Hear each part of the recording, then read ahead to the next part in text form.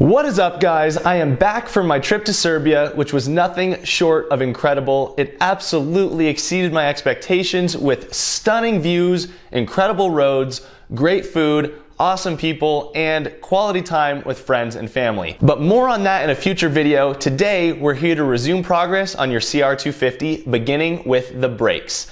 Now, I posted a poll on my Instagram yesterday asking you guys what color I should do the brakes.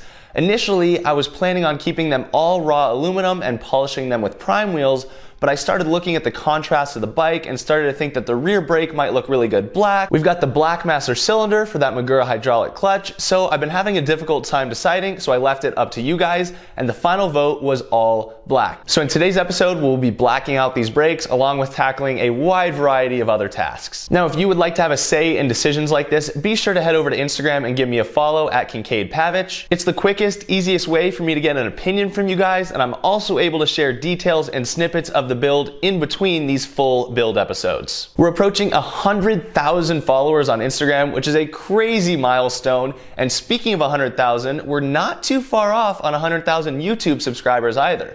When I hit 100,000 subscribers, I'm going to be flying one of you guys out to come to Montana and ride single track with me for a few days. So be sure to click that subscribe button to reserve your spot. Looking at analytics, only 13% of my viewership is actually subscribed to the channel. So do me a favor, click that button. On to the video.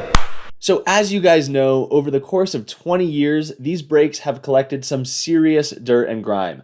There's a lot of preparation involved in getting these parts ready for Cerakote, including a thorough cleaning as well as complete disassembly of each component.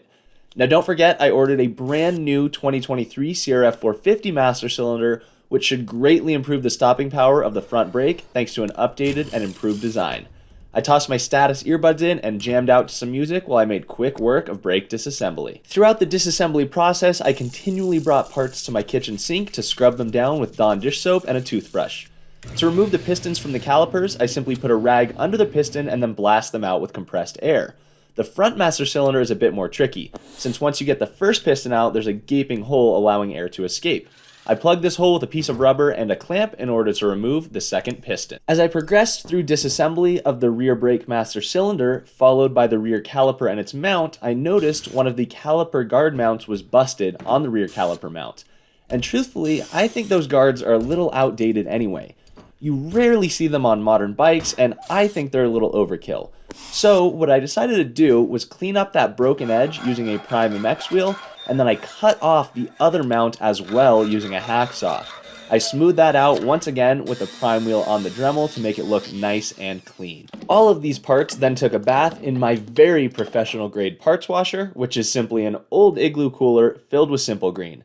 From there, they were masked and plugged with heat tape and rubber plugs before making a trip to the good old Harbor Freight blast cabinet to be sandblasted in preparation for Cerakote. I did unfortunately have a sandblast gun failure with just a couple parts remaining to blast, so that set me back a few days while I waited for a new one to arrive, but when it arrived, I was able to quickly replace it and get those last couple parts blasted. All right, a bit of a mess in here, but all of the braking components are blasted and ready for Cerakoting.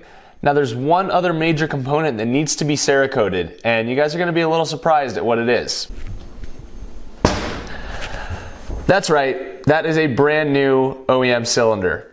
Why? Well, we have a problem. I realized this while I was assembling the engine, but in an effort to continue making forward progress, I finished the assembly and started putting the rest of the bike together. But as it turns out, two of the cylinder studs were completely stripped out and helicoiled sometime in the past. The reason I didn't solve this problem immediately is because I hadn't decided how I was going to solve it yet. I debated getting those holes welded, retapping them, recutting threads, but the level of precision required on a cylinder is very high, and I want this thing to be perfect. I reached out to Luke at Fathead Racing to hear his thoughts on the matter as well, since he is an expert in this field, and he recommended getting a new cylinder to be better safe than sorry. So $600 later, here we are. Just need to get this thing masked, blasted, and Cerakoted, and then we'll pop it on the bike and we'll be good as new. Well, literally. So, as you guys are well aware, these builds don't exist without hiccups, but I'm always gonna do everything in my power to solve these problems. So I'm gonna get this prepped, and then let's jump right into the Cerakoting.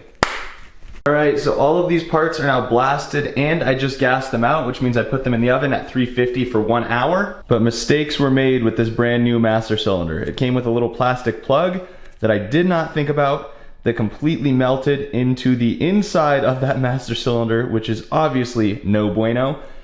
And it is completely solidified again. So what I'm going to do is put it back in the oven, facing down, and see if gravity will solve the problem for us. I really hope it will. All right, we've got that facing straight down. So the goal is that it just drips that nasty plastic right out and we'll be good to go. Melting method worked. We were able to actually get the spring out, just a little bit more plastic to remove, and our master cylinder should be acceptable. Thank God we didn't completely ruin a brand new master cylinder. After another hour or so carefully removing every bit of melted plastic from master cylinder components, I felt good about where it was at and prepared to Cerakote these parts. Cerakote bottles have to be shaken for 5 to 10 minutes, so I generally cue up a few good songs and have a garage dance party. Alone. Cerakote application went beautifully outside on a lovely fall day here in Montana, and here is the final rack of parts ready to go in the oven. About to shut the oven on what I believe is the last batch of Cerakote for this build. Very exciting. This is one of those fine little details I never would have thought about in the past. Cerakoted the kill switch clamp because it's going to match everything else on the handlebars. Now with those brake components Cerakoted, you may notice how awful the sight glasses look on the master cylinders. I thought these were actually glass, and it turns out they're a durable plastic, which fully discolors in the oven, and the rear one actually bulged out quite a bit. I had learned from an MX Revival video that these could be removed, so hindsight 2020. Sight glass, get it?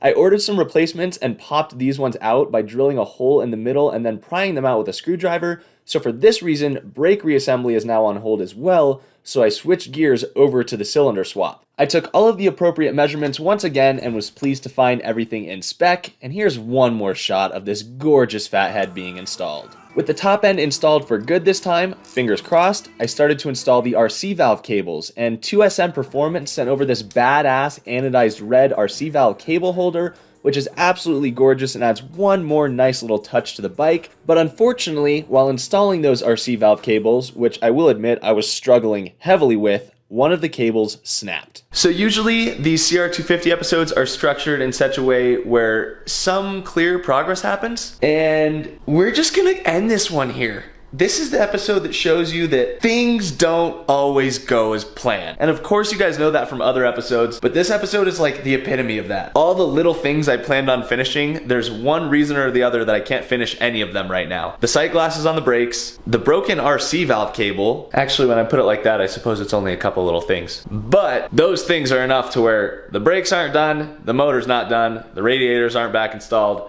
etc., etc. But obviously it's been almost a month since the last episode. I want to show you guys what I've been working on, the struggles I encounter, and the reason I want to get this done is because tomorrow I'm going to get the suspension built. So you can expect to see that episode very soon as well, so I really didn't want a whole weird continuity issue here with this episode coming after that episode. So while this doesn't show quite as much progress as I hoped, it's coming together. We've got the cylinder problem solved. Orders to Motorsport are already in, so parts will be here this week, which means we are likely still on track to see this bike run next week. Anyway, despite taking a step or two back in this episode, this bike will still be done at some point and someone is still going to win it. So if you want that person to be you, go get yourself entered. Link in the description. Thanks for watching, guys. It's good to be back. I'm sorry this episode didn't go entirely as planned, but you know that means the next couple episodes are going to be fire because I'm sorting out all these issues and there aren't going to be any issues left. Fingers crossed. See you later.